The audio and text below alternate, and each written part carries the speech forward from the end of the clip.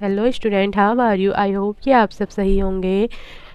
कल और परसों वाली वीडियो में मैंने आपको कुछ ट्रिग्नोमेट्री के क्वेश्चन बताए थे और उनसे रिलेटेड फार्मूले बताए थे। आज मैं उसी से आगे बढ़ के ट्रिग्नोमेट्री के कुछ अनुप्रयोग वाले क्वेश्चन आपको बताना चाहूँगी जो बोर्ड एग्ज़ाम में 6 नंबर के पूछे जाते हैं।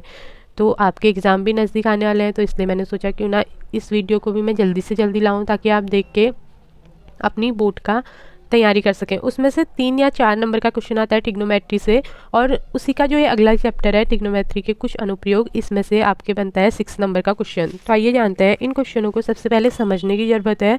अगर आप इन क्वेश्चनों को समझ के करेंगे तो ये बहुत ही आसान हो जाएंगे। उसके लिए आपको क्वेश्चन को अच्छे से पढ़ना है और उसे समझने की कोशिश करना है कि वो कहना क्या चाहता है। ठीक है स्टूडेंट, तो चलिए स्टार्ट करते हैं। सबसे पहले देखो क्वेश्चन हमें क्या दिया है। सबसे पहले ये देखो कि क्वेश्चन हमें क्या दिया गया है। क्या दिया है? भूमि के एक बिंदु से, भूमि के एक बिंदु से, माना कि भूमि का वो एक बिंदु कहाँ है? यहाँ पे। ठीक है, भूमि के एक बिंदु से जो मीनार के पाद बिंदु से, माना क्या है? ये एक मीनार है, ये एक क्या है? मीनार है।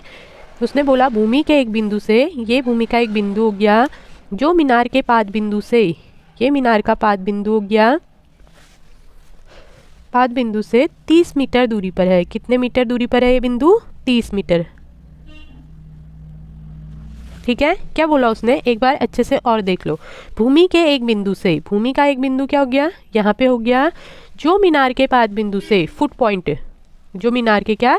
पाद बिंदु से, पाद बिंदु कहाँ हो गया? यहाँ हो गया, से 30 मीटर दूरी पर है। 30 मीटर क्या है? दूरी पर है। उसके शिखर का उन्नयन कोण, उन्नयन कोण कहाँ से होता है? यहाँ से यहाँ की ओर। अगर अवनमन कहेंगे तो ऊपर से नीचे की ओर, यहाँ थीटा लेंगे।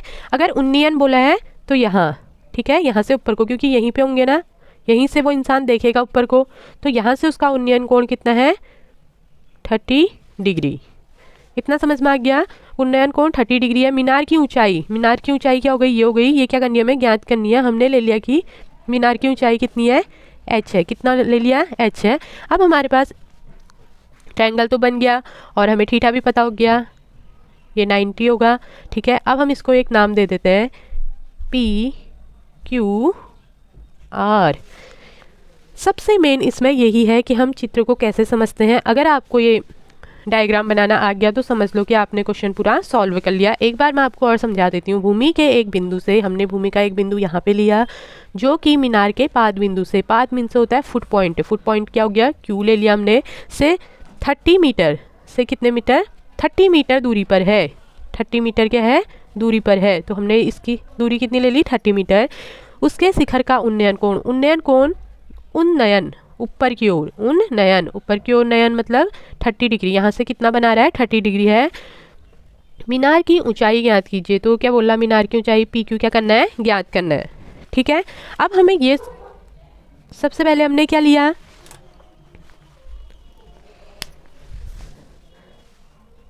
माना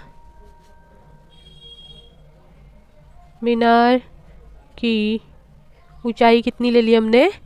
h ले ली। ठीक है, अब ये तो हो गया हमारे पास क्या? h। अब ये देखो कि इसमें फॉर्मूला कौन सा लगे कि हमें h पता चल जाए। हमारे पास आधार दिया है। देखो ये क्या होता है? जो समकोण के सामने वाली भुजा होती है वो क्या होती है? कर्ण। ठीक है, और जो जो हमें ट्रायंगल दिया है उसके सामने वाली भुजा क्या होती है?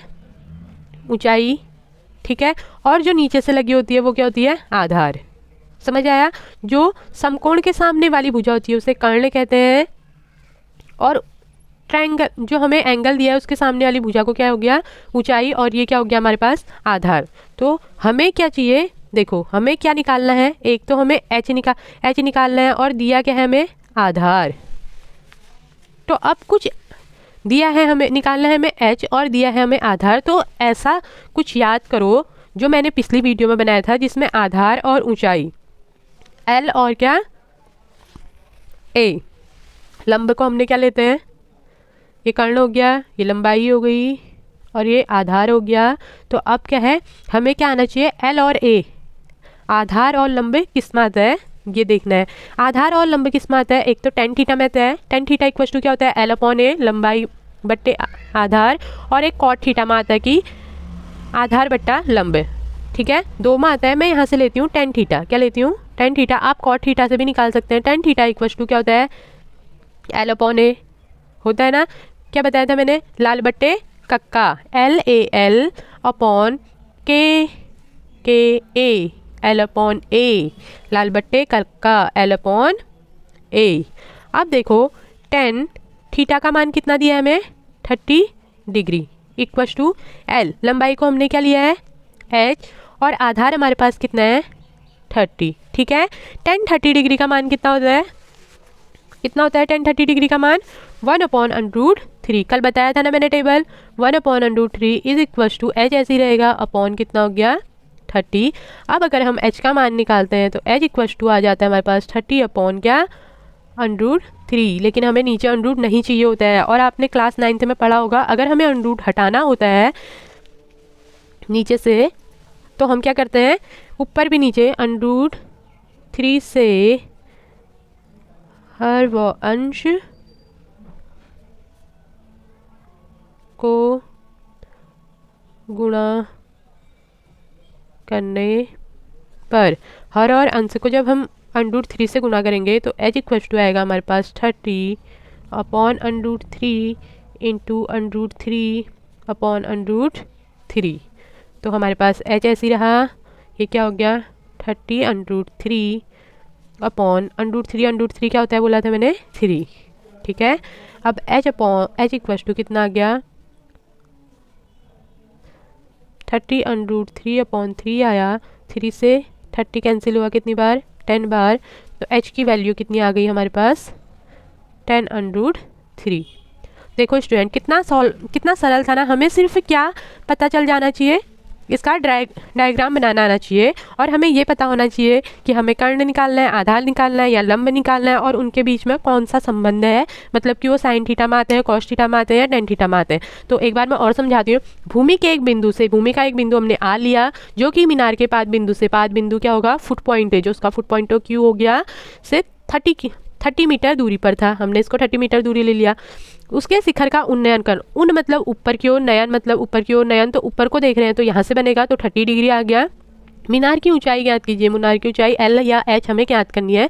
माना मीनार की ऊंचाई क्या है एच है, और हमें पता है हमें आधार दिया है और हमें लंब निकालना है, तो एल अपॉन ए किसका होता है टेन थीटा का, तो tan theta equal to L upon A. Tan theta की वैल्यू कितनी दी थी हमें 30 degree, tan 30 degree, H upon 30, लंबाई एच दिया हुआ है और आधार क्या दिया गया है 30। इतना किया हमने, टेन 30 डिग्री का मान लिखा क्या 1/√3, कल सारणी में मैंने बताया था, equal to H upon 30, H equal to क्या आ गया 30/3। अब हमें नीचे क्या नहीं चाहिए, अंडरूट वाला नहीं चाहिए, नीचे कभी भी अंडरूट वाला नहीं चाहिए। तो हमने क्लास 9th में पढ़ा था, अगर हमें कहीं से भी अंडरूट वाली डिजिट को हटाना होता है तो उसके हर बार अंश में दोनों में इंटू और डिवाइड दोनों कर देते हैं। तो H equal to 30/3 equal to √3 upon √3, तो √3 इंटू √3 3 आ गया, 10 से 30 गया तो 10 बार गया, तो h की वैल्यू कितनी आ गई हमारे पास 10√3। आइए इसी का दूसरा क्वेश्चन भी देखते हैं एक और, जिससे कि आपको समझने में क्या हो आसानी हो।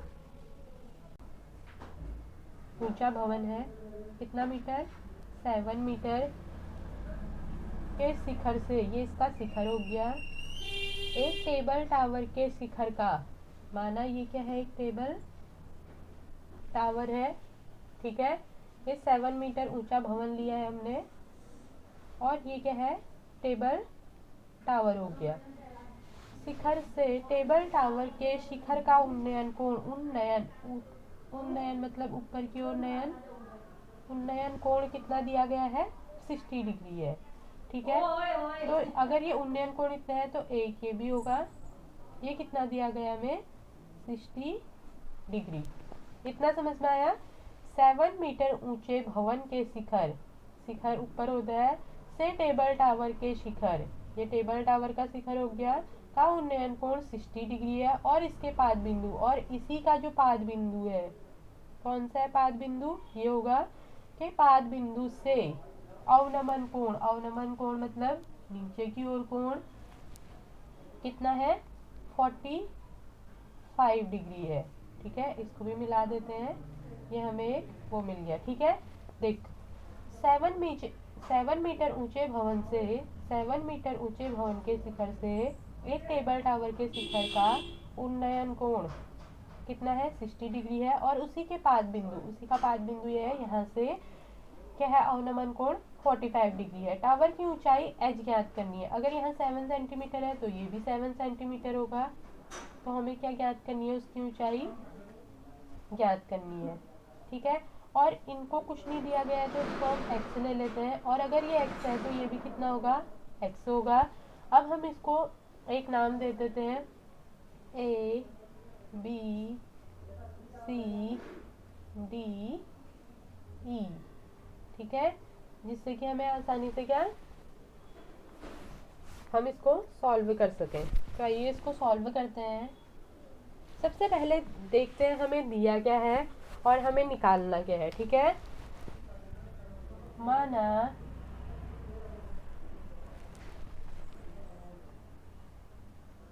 टावर की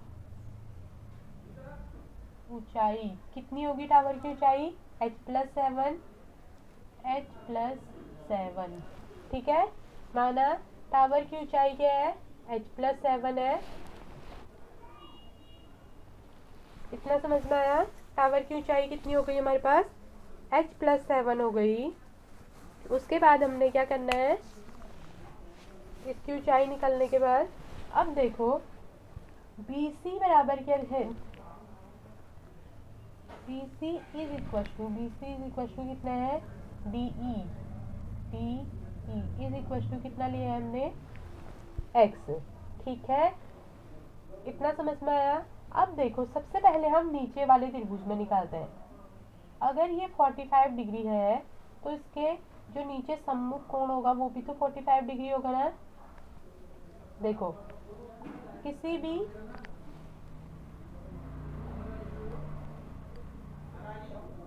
तो इससे आगे सॉल्व करते हैं। देखो ये भी कितना लेंगे, ये इसी का सम्मुख कोण है तो ये भी 45 हो जाएगा। तो सबसे पहले समकोण BDE में BDE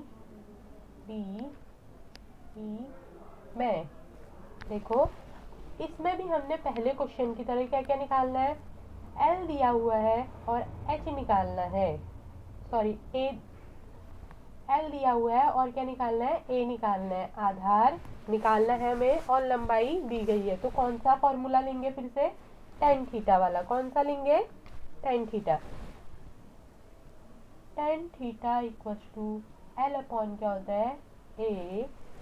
tan ऐसी रहा, थीटा का मान कितना दिया गया हमें 45 degree is equal to L। लंबाई कितनी दी है हमें 7 अपॉन आधार क्या है हमारे पास x लिया है हमने।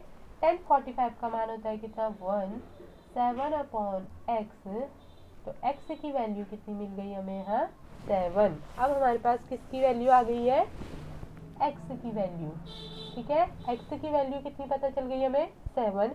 अब इसी तरह से ऊपर वाले में देखेंगे समकोण ABC में, ABC में, ठीक है। इसमें भी हमें क्या दिया गया है, आधार दिया है, सॉरी इसका आधार पता चल गया हमें, और क्या निकालना है, लंबाई पता करनी है। तो इसमें भी कौन सा फॉर्मूला लगेगा, tan वाला। tan theta equal to L upon A। tan इसमें 2 थीटा दिए गए थे ना, पहले वाले में थीटा की वैल्यू कितनी थी 45 और ऊपर वाले में कितनी है 60। तो यहाँ क्या लिखेंगे, tan 60 degree is equal to L की वैल्यू क्या है हमारे पास, L की वैल्यू को हमने h लिया अपॉन, L की वैल्यू क्या थी h हो गई, अपॉन आधार, आधार क्या है x, x की वैल्यू हमें ऊपर से पता चली है, सॉरी इसको x ले लेंगे, ठीक है। फिर tan 30 का मान होता है कितना √3 इज इक्वल टू h ऐसी रहा, x की वैल्यू हमें ऊपर मिली है कितनी 7, तो यहाँ से h की वैल्यू कितनी हो गई हमारे पास 7√3। क्रॉस मल्टीप्लिकेशन हो गया, ये पता चल गया। अब लेकिन हमें निकालना क्या था, टावर की ऊंचाई। तो टावर की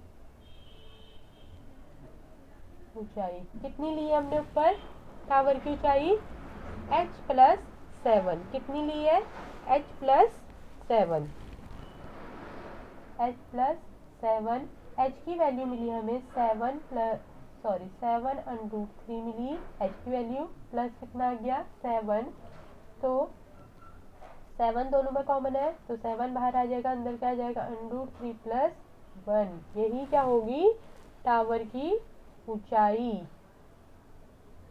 यही क्या होगी टावर की ऊंचाई। आई होप कि आपको ये वीडियो समझ में आया हो। आप